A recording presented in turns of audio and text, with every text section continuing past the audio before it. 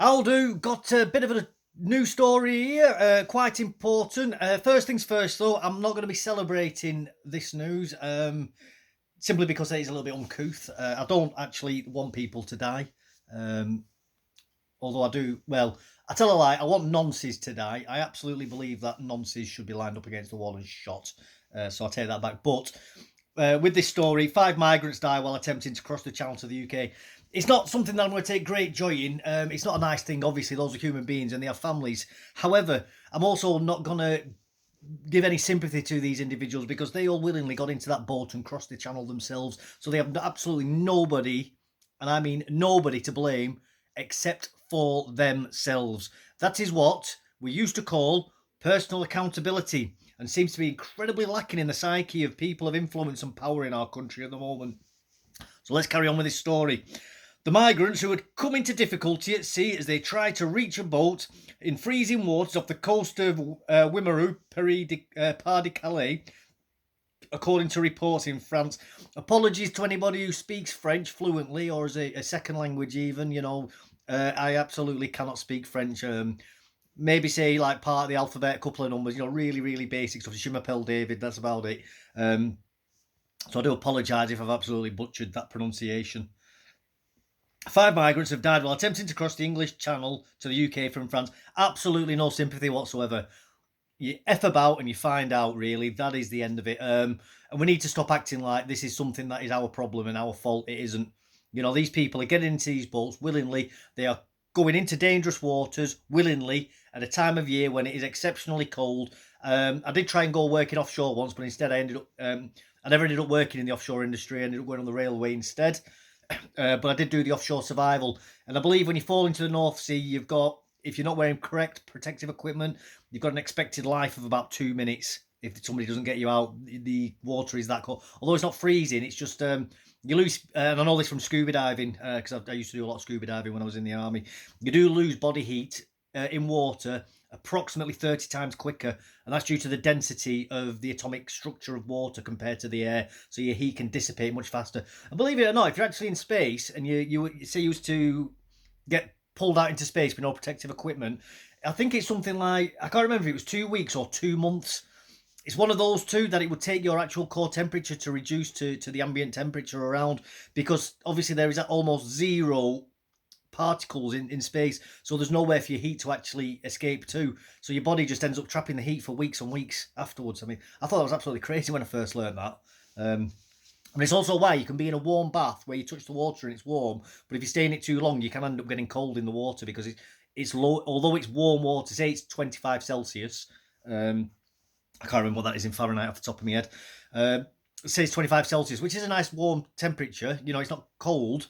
If you sit in that for too long, your core temperature will start to drop towards 25. So you'll go from the sort of 34, 33 temperature, I think the core temperature is supposed to be. Maybe a little bit higher than that, I think. It's a long time since I've done this. But anyway, so you'll start to drop and you will actually you could actually die of exposure in a warm bath, as crazy as that sounds. When the boat left the beach, people found themselves in difficulty at sea to reach the boat. Local media reported citing the Maritime Prefecture. French paper La Voix du Nord said 72 people, including 10 children, were rescued and taken to Calais, while one person was taken to hospital in Boulogne. Now, people are going to say, "Oh, that's terrible. There's children on this boat. We should be doing more." No, we absolutely should not, because the people who have put those children on that boat are the ones who actually are responsible for that. That is not our responsibility, and even if there are children on the boats, we should still be pushing them back. They are not our people. They are not our responsibility. And I'm afraid only having an incredibly hardline stance on this and being very, very what could be perceived as callous attitude towards these people is the only way we're going to get this solved, because otherwise they will just abuse our charity and good nature against us for advantage and gaming the system. As we have seen in the past, by the way, where there's been many, many migrants, men in the obvious 30s and possibly in the 40s, being sent to high schools as apparently 16-year-old children, and it is disgusting. And you have to understand that these people from these parts of the world, they will abuse any form of a game, any part of the system in order to gain advantage. They do not care, because it is just culturally normal for them to do that. Bribery in these parts of the world is just par for the course in these parts of the world. They don't see it as a bad thing. They are just culturally totally different to us, and it's what people don't understand. And I've used this analogy before. Think of football for Americans, North American soccer. If you ever watch European Cup matches, Northern European teams and Southern European teams end up being quite interesting because you see the difference in culture and mindset. Because in Southern Europeans don't see taking a dive for a penalty or a free kick as a bad thing. They view it as if you can get away with it and the ref awards you the free kick or the penalty, that's fair game. You've just bent the rules and that's okay. Whereas Northern European teams tend to find that very distasteful and is very frowned upon. And you see it in the leagues as well, like Spanish leagues or Italian leagues. Very, very different to, say, German, French, or the United Kingdom leagues in the way that they actually operate as a culture. And that's something as minor as football.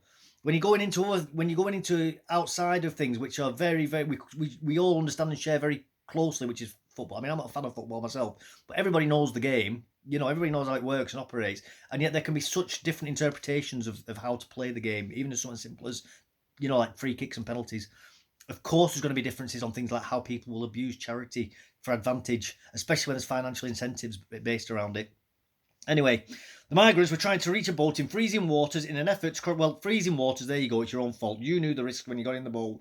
That's like people playing Russian roulette. You know the risks when you pick up that gun, that there's a good chance that you might get shot. Your own fault. To cross the channel in the dark at night, a spokeswoman for the Maritime Prefecture told Agence France Presse, I assume that's the newspaper, she added that the incident took place around 2 a.m. local time. That's 1 a.m. in the UK, Greenwich Mean Time, for those of you interested. An intervention boat, which was on patrol in the area, launched its boat to rescue the shipwrecked people. Well, again, I mean, this is their own fault. Not only are they going out in absolutely awful conditions, and like the water may be flat and still, but I tell you what, the risks of coming off, it's like driving down a motorway at 140 miles an hour. And even if the motorway is empty and clear, the risk of what will happen to you if that goes wrong, say a tyre blows, or you sneeze, or you jerk the steering wheel, you hit a pothole, any minor thing can happen. And that's what these people are in effect doing. They're going out where the water will literally kill you if you fall in it. Like, kill you within a minute or two because it's that cold. And they're wearing clothes which are going to make it even worse. So they're going to be really, really straining themselves in the water because they fall in. Half these people can't even swim. And they're doing this at night. So the rescuers can't even see them. Pitch blackout at sea. I don't know if anybody's ever been somewhere where you don't have ambient lighting.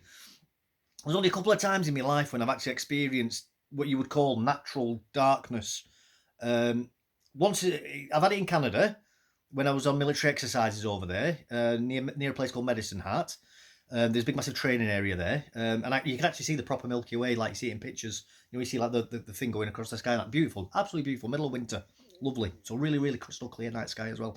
I've had it when I've been in Afghanistan, because obviously it's so underdeveloped there. When I've been on a couple of the FOBs and PBs where we obviously didn't have night lighting for security reasons. Being nights without the moon is crazy. Like how dark it gets. You can't even see your hand like that close to your face. So dark. Still see all the stars and that, but it's just you can't see a thing. Quite scary, to be honest with you.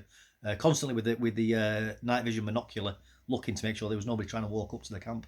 And also when I've been out on using ferries at night, when I've been driving from Germany to England, when I was coming home from Germany in the army, and going across on the ferry at night, and you're out in the middle of the sea. There's no ambient lighting at all anywhere.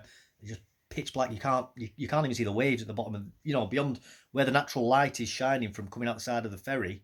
You can't see a single thing. Even when you let your eyes adjust to the dark, you can't see anything. Crazy. So these boats, these rescue boats, they're going to have a hard time trying to... And any amount of minor swell in the water, all you've got is a human head poking above a wave. You only need a wave of a foot, and you can't see that person. It's madness. It's not even wearing high vis and stuff like that, is it? An intervention boat, which was on patrol in the area, launched its boat to rescue the shipwrecked people before the crew identified inanimate and unconscious people in the water. Yeah, they'll have passed out really, really quick. French Navy helicopter, police and 50 firefighters were involved in the rescue operation. The UK Coast Guard could not comment because the incident took place in French territorial waters. Well, there you go. I mean, but again, they're trying to make us feel bad for this. And that's what a lot of this sort of activist journalism, I believe this is. Because the journalists in the UK are very, very left-wing, and it's no secret that a lot of these people who work in organisations like Sky News and the BBC are card-carrying Labour members So for them, open borders is like an absolute necessity to them. Although really, they should look at what happened in Afghanistan when the Soviets took over, when they made an allegiance with Muslims there, with the Islamists, with the Taliban, in order to cede control of the country when it turned into a democracy. And because the Soviet Union didn't invade Afghanistan, by the way, a lot of people don't realise that. They were invited in.